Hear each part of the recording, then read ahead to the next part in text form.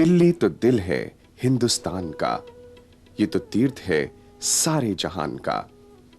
दिल्ली, पुरानी दिल्ली या हो नई दिल्ली, सभी जगह ऐतिहासिक स्मारकों, इमारतों, धार्मिक स्थानों की बहुतायत है।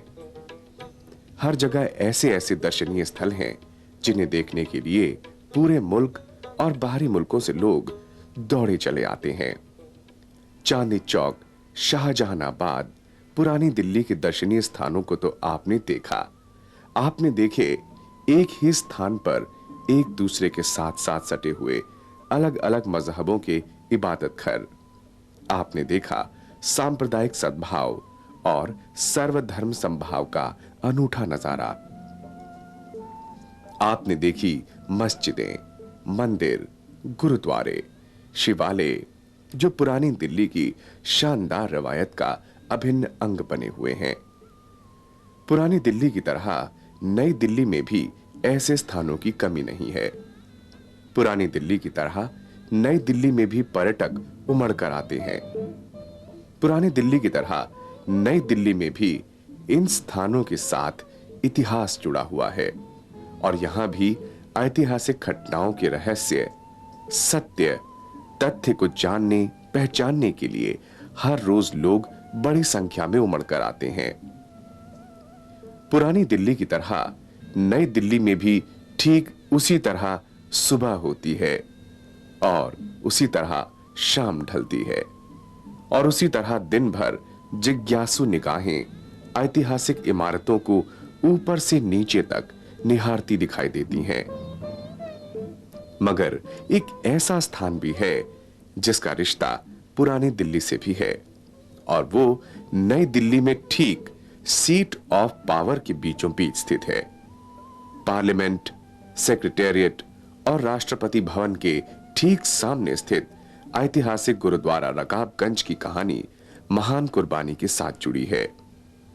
गुरुद्वारा रकाबगंज का संबंध पुरानी दिल्ली के उस ऐतिहासिक स्थान से है जहां आज गुरुद्वारा सीसगंज है और जहां इंसान की मजहबी आजादी की हिफाजत के लिए हिंद की चादर 9वें गुरु श्री गुरु तेग बहादुर जी ने संसार की सबसे बड़ी कुर्बानी दी थी। उनकी इस कुर्बानी की संसार में कहीं भी कोई मिसाल नहीं मिलती। इतनी बड़ी कुर्बानी धार्मिक स्वतंत्रता की रक्षा के लिए, इंसानियत के हकूक की सलामती के लिए। इस कुर्बानी की कहानी के अंत का पड़ाव है गुरुद्वारा रकाबगंज।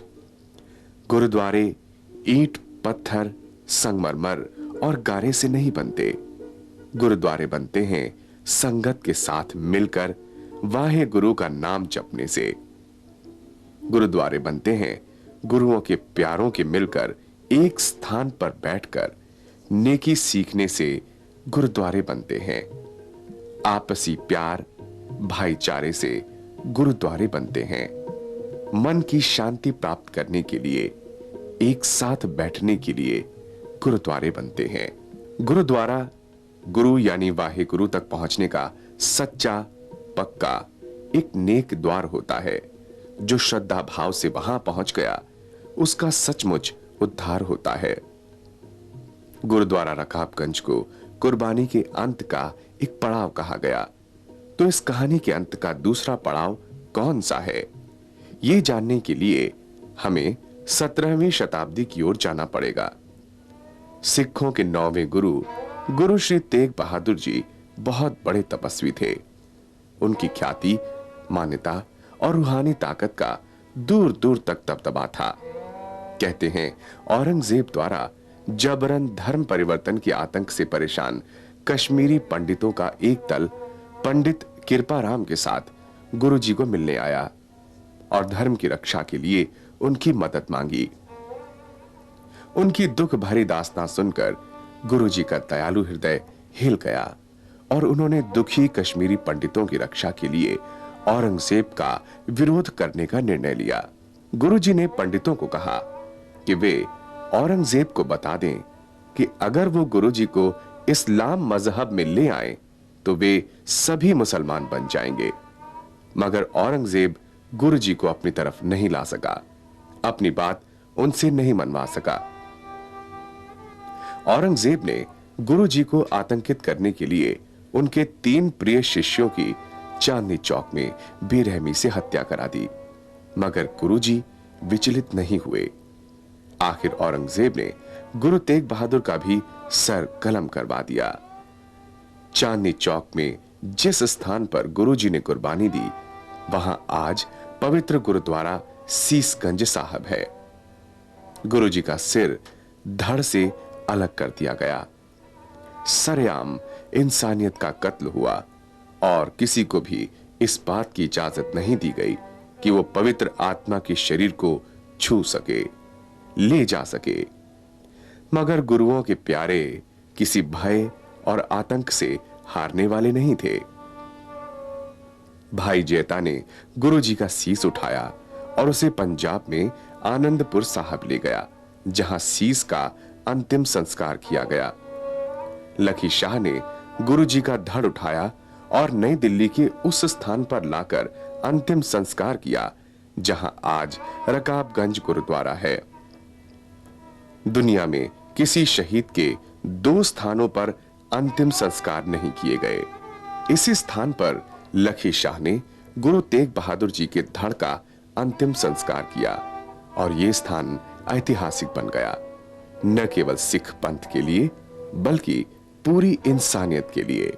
मैं Prahlad Singh Chandok, president Delhi Sikh Gurdwara management committee, जिस सोने स्थान पर बैठे हैं, इस जगह का नाम रकाबगंज है। और गुरु तेग बहादुर साहब ने 11 नवंबर 1675 कार शहादत दी सी। उस वक्त उन्होंने धड़ जो है लखी शाह वणजारा वो लैके इत्थे आए। ये शहादत जी है सीसगंज चांदनी चौक हुई सी और उस तो बाद धड़ जो इत्थे लिया गया है। तो मुगलों का जो सिक्योरिटी सी और उन्होंने पिछे दौड़ रही सी और उन्होंने एक रूई के गड्ढे कार धड़ नूं लिया सी। उस धड़ नूं कार समेत, गड्ढे समेत, रूई समेत अग लगा के उन्होंने संस्कार किया और इस जगह का नाम रकाबगंज जो है उस तो बाद प्रस्तुत होया। ये नाल पहले एक बड़ी छोटी जगह सी और उस तो बाद दोबारा गुरुद्वारा उसारू किया गया और नाल ही लखी शाह वणजारा हाल जिन्हें जगह सारी दी सी उसका हाल बनाया गया है, जिथे अजकल विआह शादियाँ गुरपुरब वगैरह सारे मनाए जाते हैं। कश्मीरी पंडित जिस वक्त आनंदपुर साहब गुरु तेग बहादुर साहब के पास आए, उन्होंने फरियाद की थी कि मुगल राज जो है सानू कन्वर्ट कर रहा है, हिंदू मजहब साड़ा ख़त्म कर रहा है, हिंदू मजहब खतरे च जा रहा है, तो इस वास्ते साड़ी सहायता करो। गुरु तेग बहादुर साहब के कोल गुरु गोबिंद सिंह जी महाराज जो उस वक्त गोबिंद राय सन 9 साल की उम्र कोल बैठे सन। तो उन्होंने जब उन्होंने फिक्रमंद देखा तो पूछा कहने एक बड़ी वड्डी शहादत की जरूरत है, बड़े महापुरुष की शहादत की जरूरत है।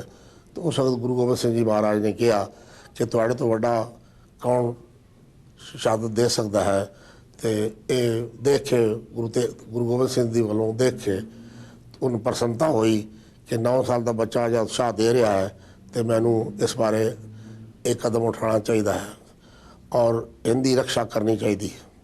और इनकी रक्षा करने वास्ते वो पैदल चल के आए और कई कम अज़ कम 2-3 महीने रस्ते फिरते फिराते जगह जगह प्रचार करते आए कि इस तरह जुल्म हो रहा है, इस जुल्म के खिलाफ आवाज़ उठाओ। और जिस वक्त इत्थे आए और उस वक्त जिस वक्त शहादत दी गई, उस वक्त इस इलाके का नाम रायसाना सी। उस तो बाद इनू नाम बदल गया, गुरु तेग बहादुर नाम जो सी रकाबगंज रखा गया। और ये जी इमारत इस बनी है ये उस वक्त की बनी है और बड़ी पुरानी इमारत सी। उसनों वेले को वेले चेंज होते रही है और उसनों अच्छी तरीके देख संभाल करने वास्ते उपराले हर वक्त करते रहे हैं। लेकिन ये बड़ी हिस्टोरिकल जगह है जिथे गुरु तेग बहादुर साहब ने आके बलिदान दिता और थोड़ा संस्कार होया।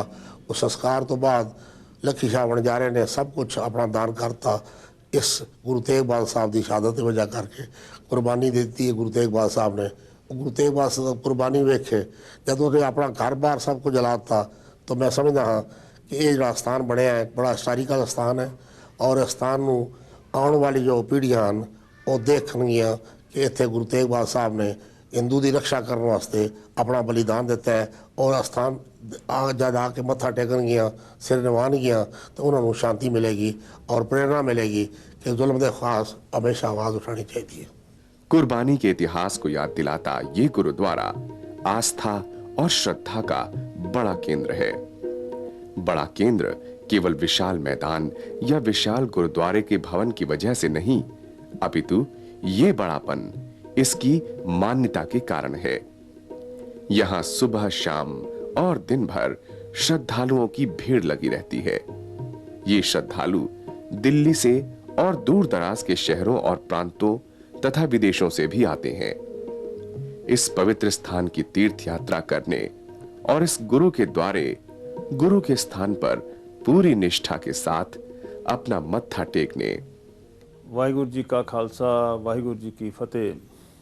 मैं हरमिंदर सिंह, OSD दिल्ली सिख गुरुद्वारा प्रबंधक कमेटी, पिछले 20-25 सालों से इस संस्था से जुड़ा हूँ। आज हम जिस स्थान पर बैठे हैं ये स्थान श्री गुरु तेग बहादुर साहब का पावन स्थान है। इस स्थान के ऊपर गुरु साहब के शरीर धड़ का अंतिम संस्कार हुआ था। इस संस्थान की महानता इतनी है कि देश विदेशों से लोग इस स्थान पर आते हैं और गुरु जी के प्रति अपनी श्रद्धा के फूल भेंट करते हैं। गुरु साहब की शहादत जो है ये एक अपने आप में एक अहम मिसाल है, जिन्होंने पूरी कौम की खातिर, पूरे हिंदुस्तान की खातिर अपना बलिदान दे दिया और इस कौम को जीवित रखा। उन्होंने किस तरह से अपना बलिदान दिया इस बात को सभी लोग भली भांति जानते हैं। इस स्थान के ऊपर बड़े बड़े नेता, बड़े बड़े विदेश से डिग्निटरीज आते हैं और श्रद्धा के फूल अपने यहाँ भेंट करते हैं।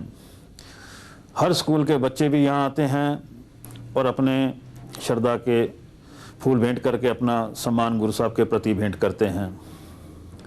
इस स्थान के ऊपर गरीब से गरीब भी आकर अपना माथा निभाता है और अमीर से अमीर भी आकर अपना माथा निभाता है और गरीब से गरीब आकर अपने मन की जो धारणा लेकर आता है उसकी पुष्टि होती है।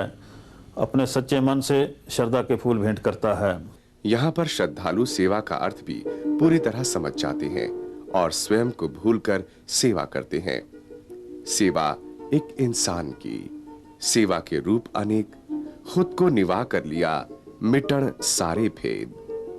सेवा करते वक्त सेवादार के मन में पक्षपात और भेदभाव नहीं रहता।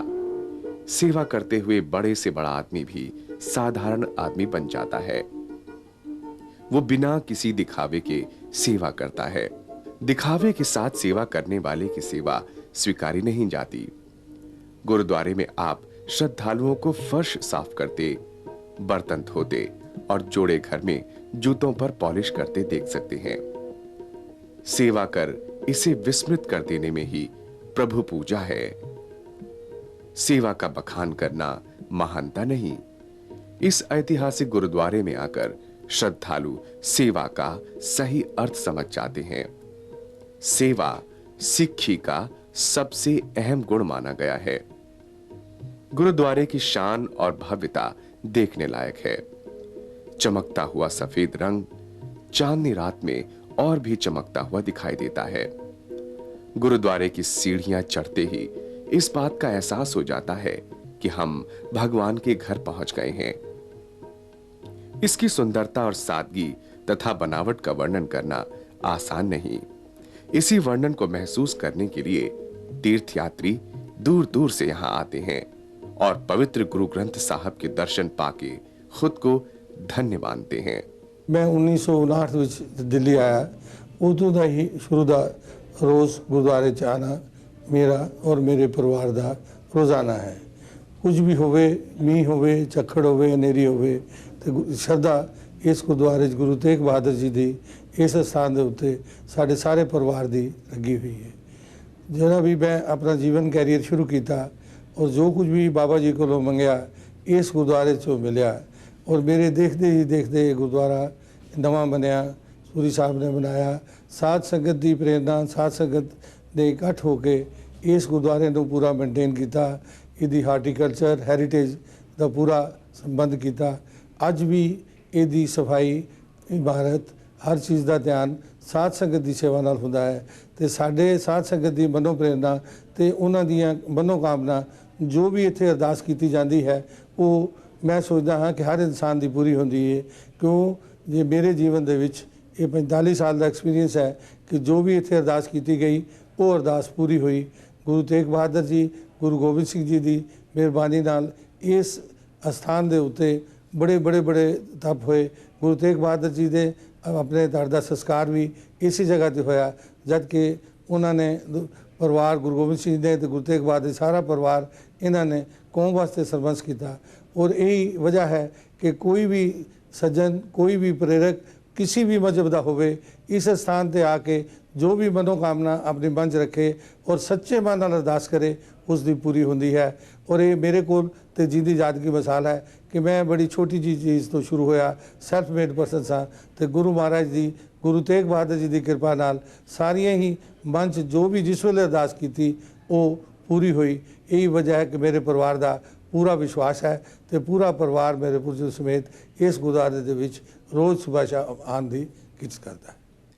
गुरुद्वारे का निशान साहब दूर से दिखाई देता है और इस प्रकार ऊंचाई से सिक्खी का संदेश देता है और गुरुद्वारे के यहां स्थित होने की सूचना देते हुए गुरु की आवश्यकता और पहचान से वाकिफ कराता है। गुरु पार ब्रह्मु परमेसर आपी, 8 पहर नानक गुरु जापी। गुरुद्वारे के भीतर का हॉल जहां गुरु ग्रंथ साहब विराजमान हैं, सचमुच धार्मिक माहौल का सर्वोत्तम केंद्र है। यहां श्री गुरु ग्रंथ साहब विराजमान हैं, जिसके सामने सब नतमस्तक होते हैं। यहीं भजन कीर्तन होता है तथा पाठ भी किया जाता है। इसी के सामने बैठकर श्रद्धालु गुटकों का भी पाठ करते हैं। यह स्थान ऐसा है जहां हरदम सुकून, शांति मिलती है और लोग सिमरन करते हैं परम परमेश्वर का। यहां बैठकर शब्द कीर्तन सुनने का आनंद ही कुछ और है।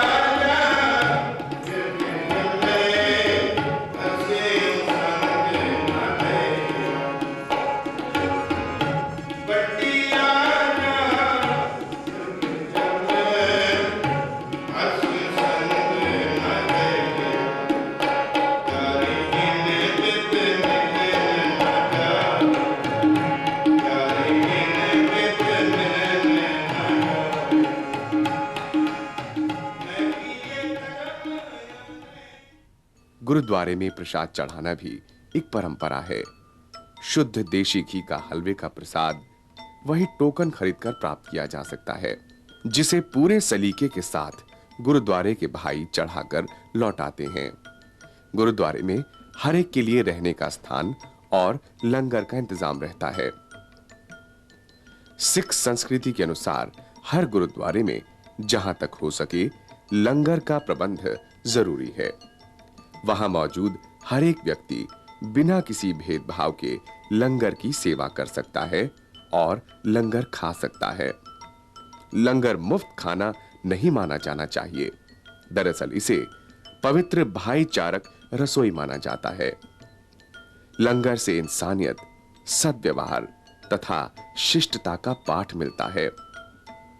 लंगर बनाने, बांटने, बर्तन धोने और लंगर छकने में गुरु की सेवा का आनंद मिलता है।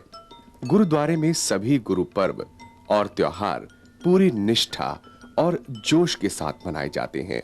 ਦਿੱਲੀ ਗੁਰਦੁਆਰਾ ਪ੍ਰਬੰਧਕ ਕਮੇਟੀ ਦਾ ਮੇਨ ਦਫ਼ਤਰ ਹੋਣ ਦੇ ਨਾਤੇ ਇੱਥੇ ਸਾਰੇ ਪ੍ਰੋਗਰਾਮ ਜਿੰਨੇ ਹੁੰਦੇ ਹਨ, ਸਾਡੇ ਗੁਰੂ ਨਾਨਕ ਸਾਹਿਬ ਦਾ ਪ੍ਰਕਾਸ਼ ਉਤਸਵ ਇੱਥੇ ਲੱਖੀ ਸ਼ਾਹ ਬੰਜਾਰਾ ਹਾਲ ਵਿੱਚ ਬੜੀ ਸ਼ਰਧਾ ਤੇ ਸਤਿਕਾਰ ਨਾਲ ਮਨਾਇਆ ਜਾਂਦਾ ਹੈ। ਲੱਖਾਂ ਦੀ ਤਾਦਾਦ ਵਿੱਚ ਸੰਗਤਾਂ ਸ਼ਿਰਕਤ ਕਰਦੀਆਂ ਹਨ ਤੇ ਇੱਥੇ ਸ਼ਰਧਾ ਦੇ ਫੁੱਲ ਭੇਟ ਕਰਕੇ ਆਪਣਾ ਜਨਮ ਸਫਲਾ ਕਰਦੀਆਂ ਹਨ। ਉੱਥੇ ਨਾਲ ਹੀ ਗੁਰੂ ਗੋਬਿੰਦ ਸਿੰਘ ਜੀ ਦਾ ਪ੍ਰਕਾਸ਼ ਉਤਸਵ ਵੀ ਬੜੀ ਸ਼ਰਧਾ ਤੇ ਸਤਿਕਾਰ ਨਾਲ ਇੱਥੇ ਪੰਡਾਲ ਲਗਾਇਆ ਜਾਂਦਾ ਹੈ, ਕੀਰਤਨ ਦਰਬਾਰ ਕੀਤਾ ਜਾਂਦਾ ਹੈ ਅਤੇ ਗੁਰੂ ਤੇਗ ਬਹਾਦਰ ਸਾਹਿਬ ਦਾ ਪਵਿੱਤਰ ਸਥਾਨ ਹੋਣ ਕਰਕੇ ਇੱਥੇ ਗੁਰੂ ਤੇਗ ਬਹਾਦਰ ਦਾ ਸ਼ਹੀਦੀ ਪੁਰਬ ਦਾ ਵੀ ਦਰਬਾਰ ਇੱਥੇ ਲੱਗਦਾ ਹੈ।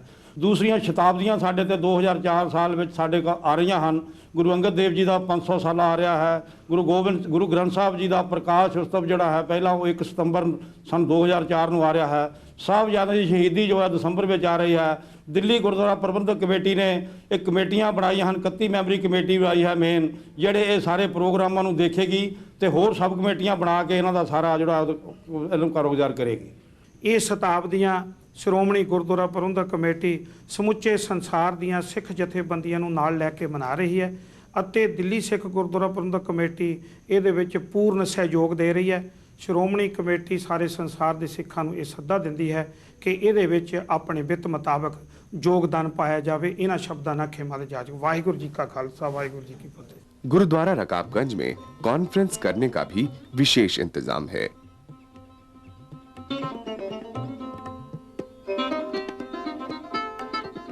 गुरुद्वारे में ऐसे अलग अलग हॉल बने हैं जहां आनंद कारज का काम पूरी तस्कीन के साथ किया जाता है। इस काम में कुछ भी गुरु भावना और श्रद्धा के विपरीत नहीं करने दिया जाता। शादी के रिश्तों के बारे में गुरुबाणी बताती है कि ये सब वाही गुरु के बनाए हुए हैं। रिश्ता संयोग है तथा परमात्मा द्वारा जन्म से पहले ही लिखा जाता है। सिखों को गुरुद्वारों में आध्यात्मिक खुशी मिलती है। इस आध्यात्मिक खुशी प्राप्त करने के इस शानदार स्थान का नाम है गुरुद्वारा रकाबगंज, जो नई दिल्ली के सबसे महत्वपूर्ण स्थान पर स्थित है। यहां पहुंचना बहुत आसान है क्योंकि यहां तक दिल्ली की हर एक जगह से बस आती है। यहीं पर स्थित है बसों का केंद्रीय टर्मिनल। संसद भवन और सेक्रेटेरिएट के बीच स्थित इस गुरुद्वारे की अपनी अलग पहचान, शान, आन और बान है। यहां आकर कहते हैं मुरादें पूरी होती हैं, तभी तो इस पर हर एक दिल्ली वाले को नाज है। ये गुरुद्वारा दिल्ली ही नहीं, पूरे देश और पूरी इंसानियत का अहम तीर्थ स्थान है। यहां पहुंचकर चढ़दी कला का एहसास होता है। नानक नाम चढ़दी कला, तेरे पाणे सरबत दा भला। इतना ही नहीं, सिक्खी का भी आभास होता है। गुरु सत्य गुरु का जो सिखु अखाए, सु भल के उसी हरि नाम धियावे। उदमु करे भल के परमाती, इस नानु करे अमृत सरनावे। जनु नानक घोड़ी मंगे, तिसु गुर सिख की, जो अभी जपे अवरह नाम जपावे। हिंद दी चादर गुरु तेग बहादुर नू साडा प्रणाम।